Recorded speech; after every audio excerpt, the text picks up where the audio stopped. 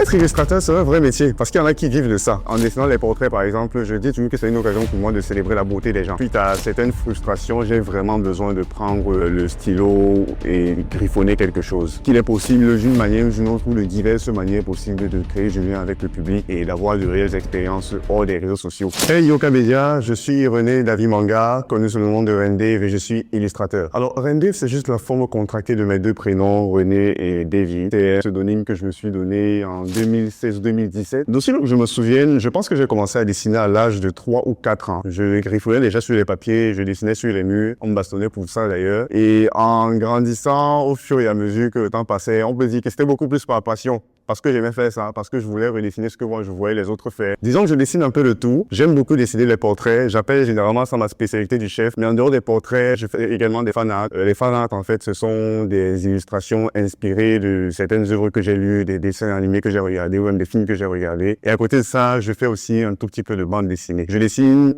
généralement pour exprimer mes émotions dans certains cas. Je sais pas si je dois dire quand je suis en colère parce que bon, je me fâche pas beaucoup. Il arrive très souvent que suite à certaines frustrations, j'ai vraiment besoin de prendre le stylo et griffonner quelque chose. Tout ce que je dessine, ça vient de tout ce que j'observe autour de moi. C'est pour ça que en dessinant les portraits, par exemple, je dis toujours que c'est une occasion pour moi de célébrer la beauté des gens. Être illustrateur, c'est un vrai métier parce qu'il y en a qui vivent de ça. Ça peut être dur de temps en temps et parfois il y a des situations qui peuvent laisser croire que ça ne paye pas vraiment. Mais en réalité, ça paye quand on essaye de bien choisir ses clients, quand on a vraiment l'intention et la volonté de professionnaliser ce qu'on fait. Je suis inspiré par des artistes camerounais comme Georges Pondy. Je pense que c'est grâce à lui que je songe vraiment à faire de la bande dessinée et que je découvre qu'il est capable de produire de la bande dessinée de qualité au Cameroun. Et je trouve intéressant qu'on puisse avoir beaucoup d'événements ou d'initiatives culturelles qui éduquent les gens à l'existence même déjà de la bande dessinée au Cameroun. Alors, le Rendave, c'est un projet culturel et créatif que je coproduis avec un directeur artistique avec qui je travaille depuis 2022 déjà. Il s'appelle Abdoulaye Loïc. L'initiative naît tout simplement du fait qu'il était déjà important, déjà sur le plan personnel, de pouvoir créer des expériences en dehors des réseaux sociaux. Il était question avec le Rendave de faire en sorte que